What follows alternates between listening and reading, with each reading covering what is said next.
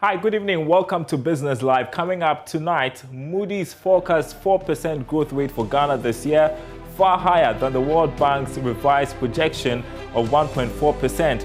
We'll analyze. Also, Ghana Real Estate Developers Association, GREDA, expresses worry over stalled processes causing delay in expected land reforms. And tonight on Food Chain, we head to the Ashanti region where cabbage farms are under attack by pests and diseases. We'll hear from farmers over there about how that is affecting production. Thanks for being with us. Details right after this break.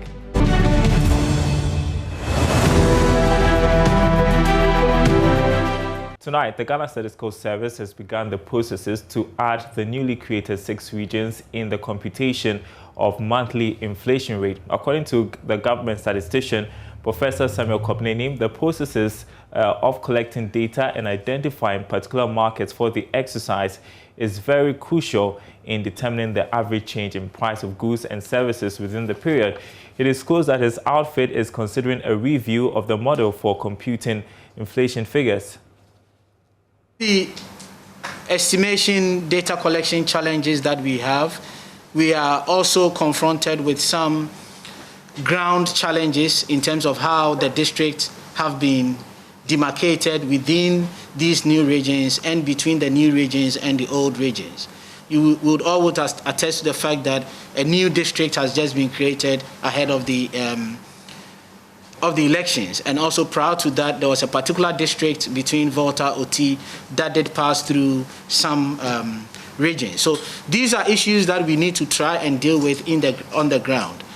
Moving forward, what we are doing at Ghana Statistical Service is to review our entire procedure for the computation of CPI and rate of inflation. And what I mean by that is we are taking a second look at the 44 markets that we are currently working in. And we're going to do this alongside our 8th Ghana Living Standard Survey, where we would have the opportunity to review the weights that we associate with these regions, and we would also be able to do the disaggregation not only at the regional level, but more importantly at the district level and also urban-rural. We should be able to do the urban-rural around this time because it's just close to the census, which gives us an opportunity to very well demarcate the country into rural and urban areas. So there are a lot more work that we're going to do with the CPI moving forward, especially at the time that we're going to do our census and we're going to go into our 8th Ghana Living Standard Survey. We wouldn't have to rely on the 7th GLSS. The Registrar General's Department has directed that all payments of over 5,000 Ghana cedis should be done through bankers' draft. The move is influenced by rising cases of extortion at its premises. The department also asked that it would not hesitate to strike out names of businesses if payments done through middlemen do not hit the account. Jemima Wari is Registrar General. Sometimes charlatans take these monies and it doesn't end in government coffers. It rather ends into the pockets of individuals who are not supposed to have those monies. And so what is going to happen is if you have any transaction with this department above 5,000 Ghana cedis, we are, from the 18th of January, not going to accept any cash payments. It has to be by bankers' draft, so that we are sure that whatever is due government enters government coffers and not the pockets of individuals. Some people have seen these procedures in these automation payments sometimes as a little bit frustrating for them. At least with the bankers' draft, you are sure that it is not going to go into any other person's pocket apart from government. The name that you put on that banker's draft should be the Registrar General's Department. Now, people have an impression that the processes are cumbersome. But invariably or not, they don't even bother to come into the front office and carry out the process themselves. So I would still advise, even when it is cumbersome, it's better you go through the process. And if you have challenges, you get the help desk informed about that so that we can intervene. Also, for the ease of doing business, it's easier to pay your money either online or through these means. Then you are sure that the money gets the right place. The Ghana Real Estate Developers Association, GREDA, has expressed worry about the stalled process experiencing low yields and income levels due to pest infestation and diseases on their farms.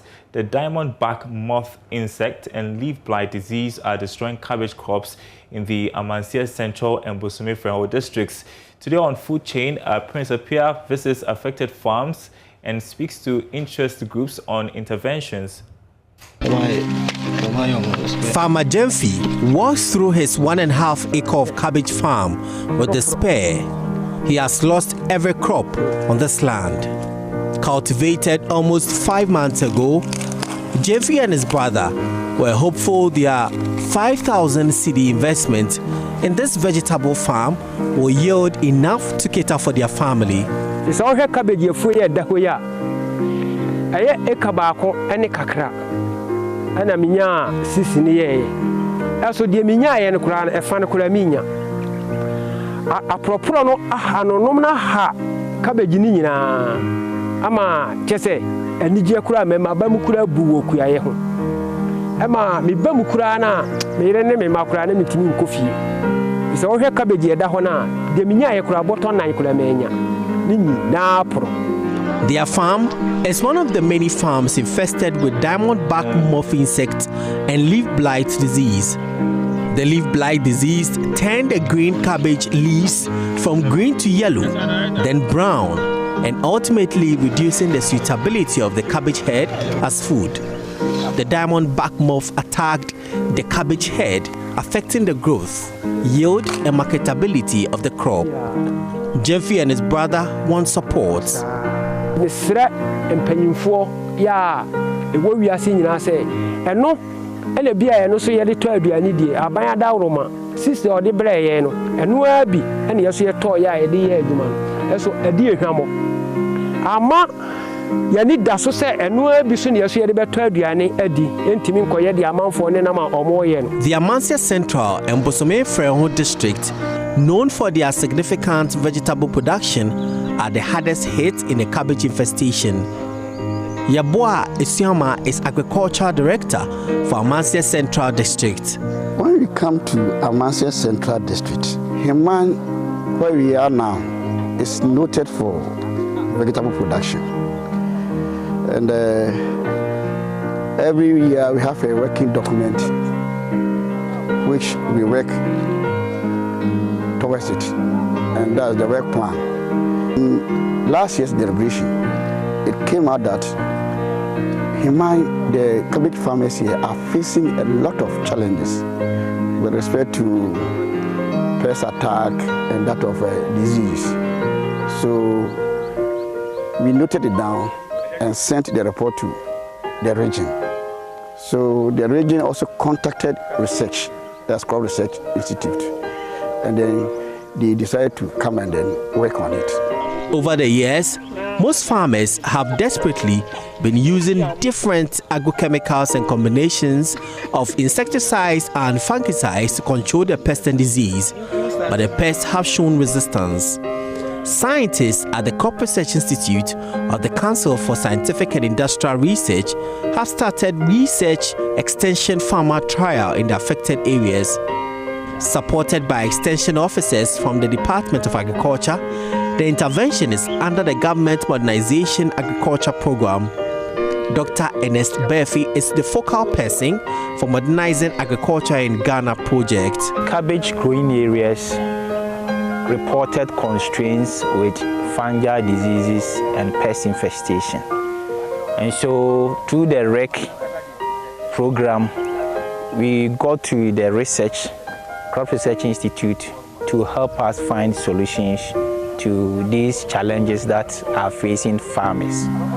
And the Amansia Central, when we first went, the challenge was with the blight disease as far as other pest infestation. However, there is a peculiar issue with the Bosome-Freho district where we are now.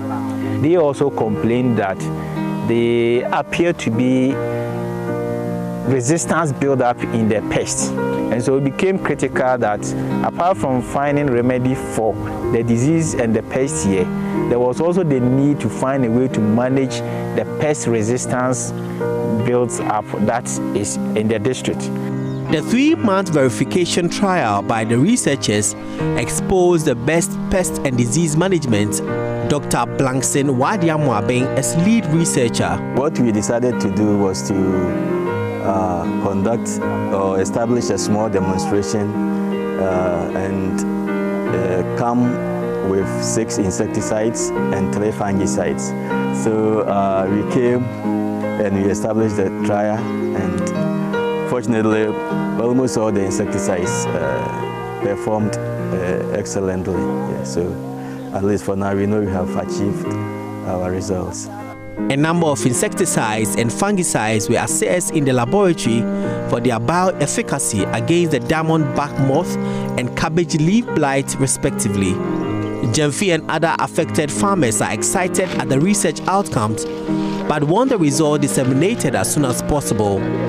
Scientists are therefore selecting the best bio and synthetic insecticides for onward dissemination to farmers.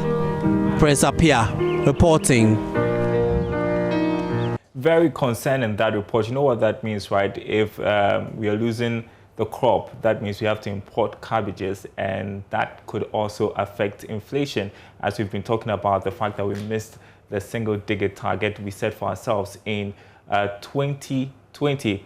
Now, ratings agency Moodys is forecasting a growth rate of 4% for Ghana this year. This is a sharp contrast to the 1.4% projection by the World Bank's Global Economic Prospects released last week. Charles Nixon Yeboah looks at Moody's latest 2021 Sub-Saharan Africa Outlook report. Moodys said the credit profile of Ghana reflects economic strength which balances strong growth potential against small-scale and low but growing wealth levels. It further said the institutions and governance strength reflect an improved fiscal governance framework balanced by recurring revenue underperformance against budgeted targets. It expressed concern about the elevated debt burden in addition to the prospect of further contingent liabilities or possible obligation materializing in the energy sector whose debt is close to $1 billion. The US-based international ratings agency also highlighted the country's exposure to international capital flow reversals leading to exchange rate instability and high borrowing costs. Ghana may head to the Eurobond market to raise between $3 to $5 billion in March this year, but that will be dependent on market conditions as the coronavirus still lingers on.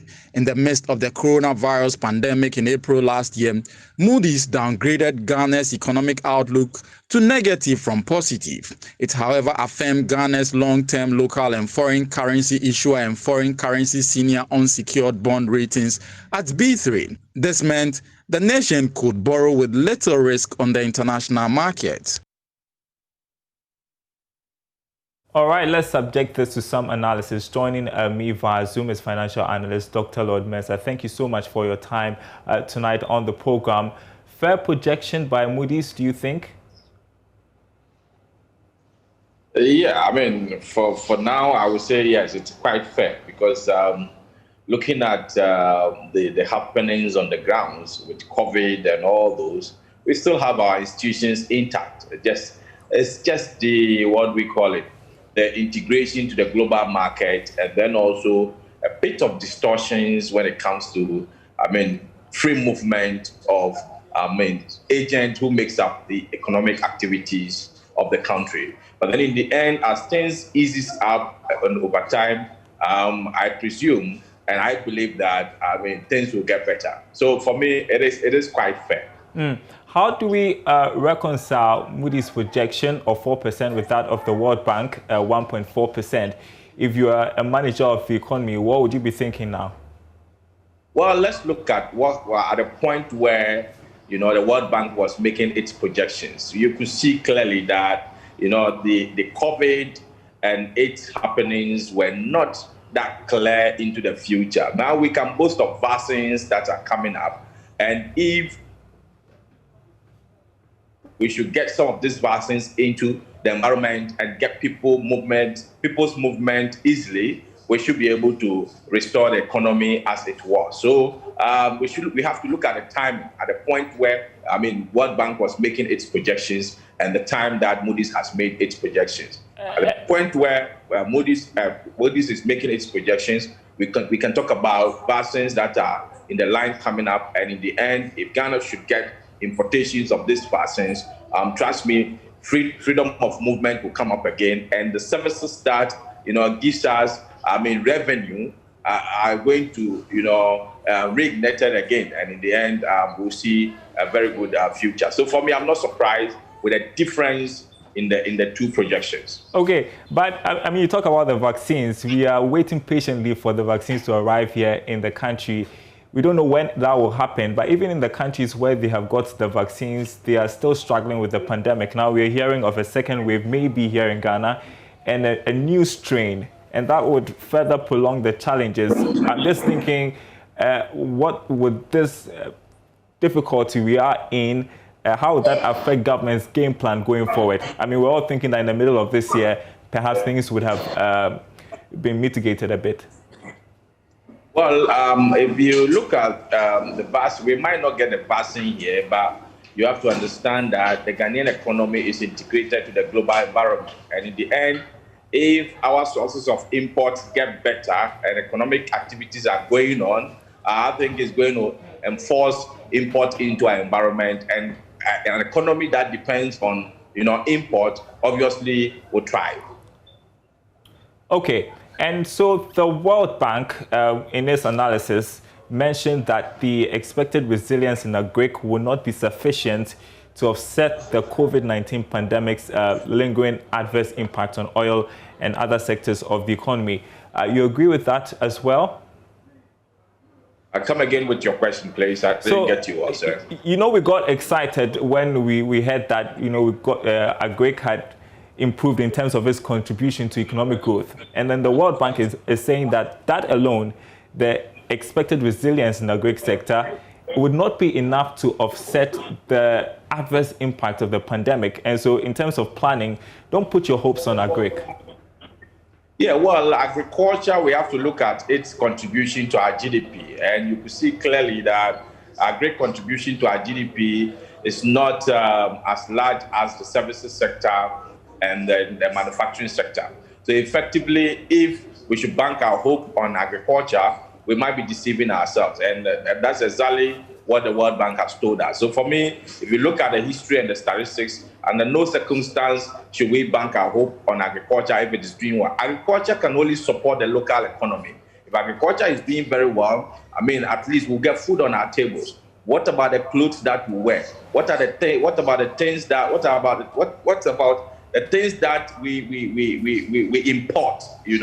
Are we going to say agriculture is doing well, and as a result of that, exchange rate is going up, and because of that, our import, how would it fare? So effectively, I would say that yes, indeed, agriculture is doing well, but then we cannot bank our hope on it because of its contribution to our national coffers.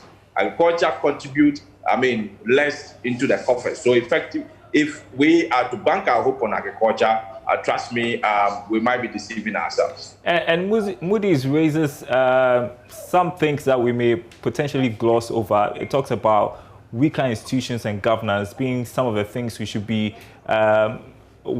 taking a critical look at. What do you think Moodys is driving at?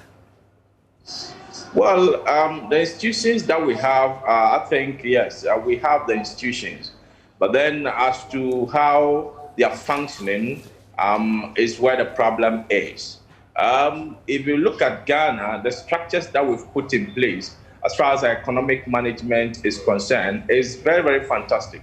But then in the end, as to how they are functioning to make up, the engines for growth, that is what we're struggling with. So if Moodys has rated us and they are giving us a caution on the weakness in our institutions, I would say yes, they are, on the sound path. And in the end, we have to sit up and make sure that our institutions function as expected. Let's see if we can do the next question in a minute. Nobody wants to hear about borrowing at this point in time, but this week we heard news that the IMF had maintained its lending capacity at $1 trillion. And then we are wondering, countries like Ghana, how should we react to this? How can we take advantage of this? Yeah, that's interesting. You know, if IMF, which is a fund, and in the end, countries are contributing to this fund, has adapted that conservative posture by maintaining its, loans that it can give to its fund members, then obviously Ghana should also adapt similar posture. We should also adapt that conservative posture by limiting our borrowing, because every country, every institution is trying to make sure that they become conserved as much as they can, try to stay afloat until these COVID issues eases up before they can think about being aggressive. So effectively, if IMF has adapted that posture of maintaining their distributions to their fund members who apply, I think Ghana, we should know that we are quite limited in terms of accessibility to funds, like cheap funds, like the ones that come from IMF. So we should be careful when we are making our projections.